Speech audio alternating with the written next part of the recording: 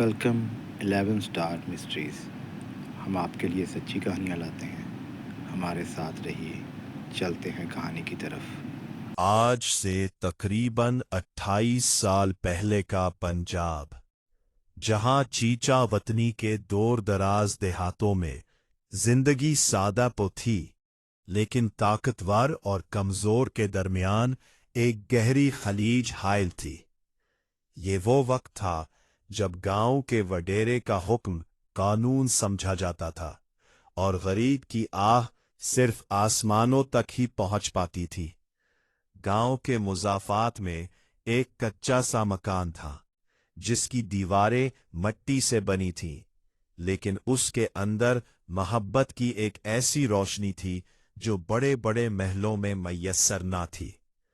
اس گھر میں ایک بوڑھی ماں رہتی تھی جس کی آنکھیں بصارت سے محروم ہو چکی تھی، لیکن اس کی بصیرت اپنے بیٹے کی آہٹ کو دور سے پہچان لیتی تھی۔ اس کا اکلوتا بیٹا، اس کا کل اثاثہ، اس کی لاٹھی اور اس کی آنکھوں کا تارا تھا۔ وہ ایک محنت کش جوان تھا۔ اس کا معمول تھا کہ وہ سورج نکلنے سے پہلے اٹھتا، اپنی اندھی ماں کے لیے کنویں سے پانی بھرتا، اس کے سامنے روٹی رکھتا اور پھر گاؤں کے سب سے بڑے وڈیرے کے ڈیرے کی طرف نکل جاتا۔ وہاں سارا دن مویشیوں کی دیکھ بھال کرتا، بھینسوں کو چارہ ڈالتا اور تپتی دھوپ میں پسینہ بہاتا۔ اس کی مزدوری بس اتنی تھی کہ ماں بیٹے کا پیٹ پل سکے، لیکن وہ مطمئن تھا کیونکہ اسے یقین تھا کہ رزق حلال میں برکت ہوتی ہے۔ مگر دوسری طرف وڈیرے کا ڈیرا نہ صرف دولت کا مرکز تھا، بلکہ وہاں ظلم اور تکبر کی داستانیں بھی جنم لیتی تھیں۔ وڈیرے کا جوان بیٹا دولت اور طاقت کے نشے میں چور تھا۔ اسے کسی کی عزت کی پرواہ تھی، نہ کسی کی جان کی۔ وہ سمجھتا تھا کہ قانون اس کی جیب میں ہے اور پولیس اس کے گھر کی نوکر۔ اسی گاؤں میں ایک اور غریب گھرانہ تھا جس کی 19 سالہ بیٹی اپنی معصومیت اور حیا کی وجہ سے پہچانی جاتی تھی۔ ایک منحوس دن جب وہ لڑکی کھیتوں کے پاس سے گزر رہی تھی، وڈیرے کے بیٹے کی نظر اس پر پڑی۔ وہ نظر شوق کی نہیں، درندگی کی تھی۔ اندھی ماں کا بیٹا ان تمام خطروں سے بے خبر وڈیرے کے ڈیرے پر وفاداری سے کام کر رہا تھا۔ اسے کیا معلوم تھا کہ جس ڈیرے کا وہ نمک کھا رہا ہے، وہی اس کی زندگی کی سب سے بڑی بربادی کا منصوبہ بننے والا ہے۔ ایک شام جب سورج ڈھل رہا تھا اور پرندے اپنے گھونسلوں کو لوٹ رہے تھے، اس معصوم لڑکی کی چیخیں کھیتوں میں دم توڑ گئی۔ وڈیرے کے بیٹے نے اپنی درندگی سے وہ حد پار کر لی جس کے بعد واپسی کا کوئی راستہ نہ تھا۔ جب لڑکی دم توڑ گئی تو اس ظالم نے پچھتاوے کے بجائے اپنے جرم کو چھپانے کے لیے تیزاب اور آگ کا سہارا لیا۔ یہی سے اس اندھی ماں اور اس کے بے قصور بیٹے کی آزمائش کا وہ سفر شروع ہوا، جس نے نظام عدل کو ہلا کر رکھ دی۔ کھیتوں کی خاموشی اب ایک خوفناک راز اپنے سینے میں دفن کر چکی تھی۔ وڈیرے کے بیٹے نے جرم تو کر لیا، لیکن اب اسے چھپانے کے لیے ایک ایسی قربانی کی ضرورت تھی جو اسے اور اس کے خاندان کے وقار کو بچا سکے۔ اگلی صبح جب سورج نکلا تو وہ روشنی نہیں بلکہ اندھیرا لے کر آیا۔ پولیس کی گاڑیاں گاؤں میں داخل ہوئیں، لیکن وہ قاتل کو پکڑنے نہیں بلکہ کسی بے گناہ کو پھنسانے آئی تھی۔ وڈیرے نے پولیس افسران کے ساتھ مل کر ایک کالی دستاویز تیار کی تھی، ایک ایسا اسکرپٹ جس میں مجرم کو ہیرو اور ایک ایماندار مزدور کو درندہ بنا دیا گیا تھا۔ نابینا ماں کا بیٹا جو حسب معمول مویشیوں کو چارہ ڈال رہا تھا، اچانک خود کو پولیس کے نرغے میں پاتا ہے۔ اس سے پہلے کہ وہ کچھ پوچھ پاتا، پولیس کے بوٹوں کی ٹھوکریں اور گالیوں کی بوچھاڑ نے اسے زمین پر گرا دیا۔ پولیس آفیسر غصے اور روب والی آواز: اٹھو، بہت بڑی پاسائی کا ڈھونگ رچا رکھا تھا تم نے۔ اب جیل کی کول کوٹھری میں بتانا کہ इस मासूम लड़की के साथ तुमने क्या किया। बेकसूर बिट्टा रंधी हुई और हैरान आवाज, खुदा के लिए बताएं, मेरा जुर्म क्या है। मैंने तो कभी किसी चीवंटी को भी नुकसान नहीं पहुंचाया। मैं तो वडेरे का नमकख्वार हूं। लेकिन वहां आवाज सुनने वाला कोई ना था। वडेरे के खानदान ने खड़े होकर झूठी गवाही दी कि उन्होंने उसे लड़की के पास देखा था।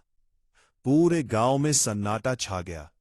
लोग जानते थे कि सच क्या है, लेकिन वडेरे के खौफ और पुलिस की ताकत ने सबकी जबानों पर ताले लगा दिए थे। दूसरी तरफ उस कच्चे मकान में बैठी वो अंधी मां, जो हर रोज अपने बेटे के कदमों की चाप सुनकर उसके लिए रोटी गरम करती थी, आज होलनाक सन्नाटे से कांप रही थी। जब उसे पता चला कि उसके बेटे को पुलिस उठा ले गई है, तो वो गिरती पड़ती ठोकरें खाती थाने पहुंची। नाबीना मां रोती हुई और लरसती आवाज, साहब, मेरा बच्चा बेकसूर है। वो तो अंधी मां की लाठी है। वो किसी का खून कैसे कर सकता है। अल्लाह के लिए इसे छोड़ दो। वो मेरा अकलौता सहारा है। मां की तड़प ने दीवारों को तो हिला दिया, लेकिन पत्थर दिल अफसरान पर कोई असर न हुआ। उसे धक्के देकर थाने से बाहर निकाल दिया गया। वो निजाम जो कमजोर की हिफाजत के लिए बना था, आज जालिम का मुहाफिज बन चुका था। अदालत में झूठे गवाह पेश किए गए, सबूत मिटा दिए गए और वडेरे के पैसे ने इंसाफ खरीद लिया। काजी ने फैसला सुनाया, मौत, एक ऐसे गुनाह की सजा जो उसने कभी किया ही नहीं था। नाबीना मां के पास अब न पैसा था, न असर और रसूख, लेकिन उसके पास एक ऐसी ताकत थी जो अर्श इलाही को हिला सकती थी। अब उसका सफर शुरू होने वाला था, चीचा वतनी की गलियों से मुल्तान के दरबारों तक। इंसाफ के तमाम दरवाजे बंद हो चुके थे। दुनियावी अदालतों ने अपना फैसला सुना दिया था और अब मौत के साए इस बेकसूर जवान के गिर्द मंडला रहे थे। लेकिन जिसका कोई सहारा ना हो, उसका सहारा वो जात है जो शहरक से भी करीब है। वो अंधी मां जिसने कभी अपने गांव की हुदूद पार नहीं की थी, आज अपने बेटे की जिंदगी की भीख मांगने के लिए घर से निकल पड़ी। उसके पास ना ज़्यादा राह था, ना कोई रास्ता दिखाने वाला, बस एक यकीन था कि मेरा अल्लाह देख रहा है। वो गिरती पड़ती लोगों से रास्ता पूछती औलिया की नगरी मुल्तान पहुंच गई।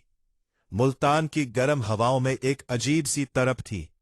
वो मां हजरत शाह शम्स तबरीज के दरबार की चौखट पर जा बैठी। उसकी सफेद आंखों से बहने वाले आंसू उसके चेहरे पर गम की लकीरें बना रहे थे। उसने दरबार की जालियों को थाम लिया और ऐसी आह भरी कि सुनने वालों के कलेजे मन्नू को आने लगे। नाबीना मां सिसकती हुई आवाज, ऐ मेरे मौला, मैं अंधी मां तेरे दर पर आई हूं। मेरा बच्चा मासूम है। वो तो एक चीवंटी को भी रास्ता देकर गुजरने वाला है। उसे इस गुनाह की सजा दी जा रही है जो उसने किया ही नहीं। दुनिया के मुंसिफ अंधे हो गए हैं तो तू सब देखता है। वहां दरबार के एक कोने में एक अजीब व गरीब हुलिये वाला मलंग बैठा था। उसकी आंखें सुर्ख थीं और वो मुसलसल अपनी धुन में मगन था। अचानक उसने अपना सर उठाया और उस तड़पती हुई मां की तरफ देखा। लोग उससे कटर कर गुजर रहे थे, लेकिन वो माई के करीब आया। मलंग गहरी और गूंजदार आवाज, माई, यहां क्यों रोती है? यहां तो सब बांटने वाले बैठे रहे। और वापस अपनी बस्ती चैचा वतनी जा। वहां चौराहे पर तुझे तेरा जवाब मिलेगा। तेरा मुकद्दमा यहां से लड़ा जाएगा, वहां से नहीं। रावी, वो मां हैरान रह गई। मलंग की बातों में एक अजीब सी ताकत और जलाल था। उसने अपने पल्लू से आंसू पोंछे और एक नई उम्मीद लेकर वापस अपने शहर की तरफ चल पड़ी। उसे नहीं मालूम था कि वो मलंग कौन था, लेकिन उसके अल्फाज ने उसके टूटे हुए दिल को जोड़ दिया था।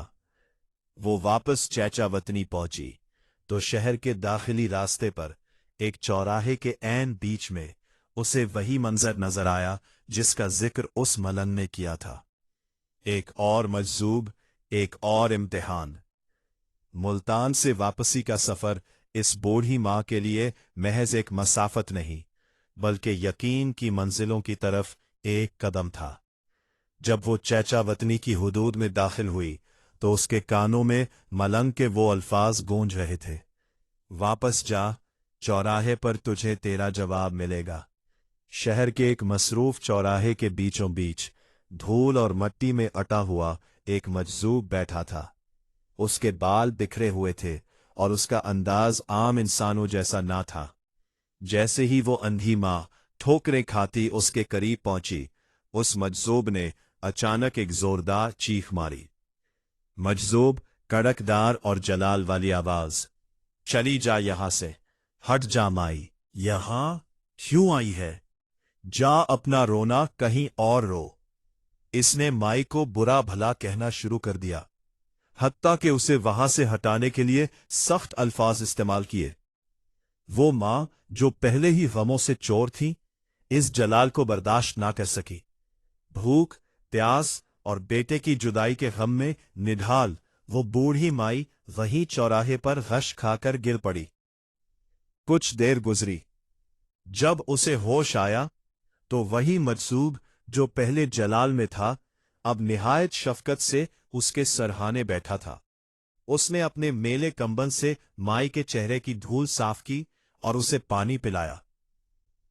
मजजूब अब आवाज निहायत धीमी और पुरअसर है। माई, गुस्सा न कर, तेरा सौदा मंजूर हो गया है। ये ले, ये खा ले और अपनी भूख मिटा। उसने माई के हाथ में कुछ खाना थमा दिया।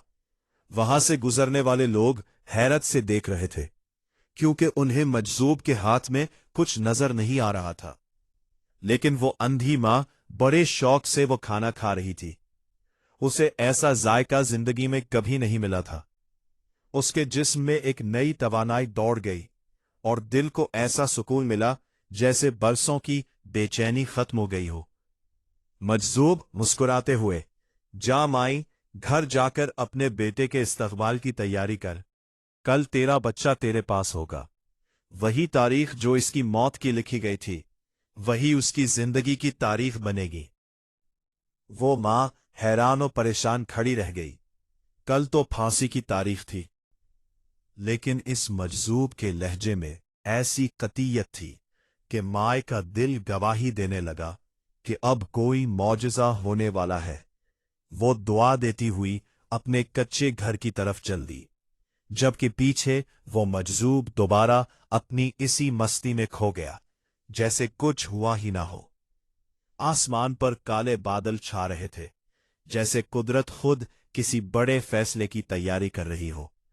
वो सुबह आ पहुंची जो इंसानी कानून के मुताबिक इस बेगुनाह नौजवान की जिंदगी की आखिरी सुबह थी। जेल की फजाओं में मौत का सन्नाटा था, लेकिन इधर चीचा वतनी के एक कच्चे मकान में एक अंधी मां जाए नमाज पर बैठी अपने रब से हम कलाम थी। उसे इस मजजूब की बात पर पूरा यकीन था, तेरा बच्चा आज वापस आएगा। जेल के इहाते में तख्तादार तैयार था। मजिस्ट्रेट, डॉक्टर और जल्लाद अपनी जगहों पर मौजूद थे। इस बेकसूर नौजवान के चेहरे पर काला नकाब डाल दिया गया। जब इससे आखिरी ख्वाहिश पूछी गई तो उसने सिर्फ इतना कहा, मेरा अल्लाह जानता है मैं बेकसूर हूं, वही मेरा मुंसिफ है। जल्लाद ने लिवर खींचा, तख्ता गिरा, लेकिन यह क्या? एक ऐसी आवाज आई जिसने वहां मौजूद हर शख्स के रोंगटे खड़े कर दिए। फांसी का वो मजबूत रस्सा जो कई कई मन का वजन बर्दाश्त कर सकता था, आज एक दबले पतले नौजवान का बोझ ना उठा सका और दरमियान से टूट गया। नौजवान जमीन पर गिरा, लेकिन वो जिंदा था। कानून के मुताबिक अगर फांसी की रस्सी टूट जाए तो ये एक गैर मामूली वाकया होता है। मजिस्ट्रेट ने लरसती हुई आवाज में कहा, यह गैबी इशारा है, इसे रहा कर दो। जब जेल में मौजज़ा हो रहा था, गांव में वडेरे के आलीशान महल में एक कयामत बरपा थी।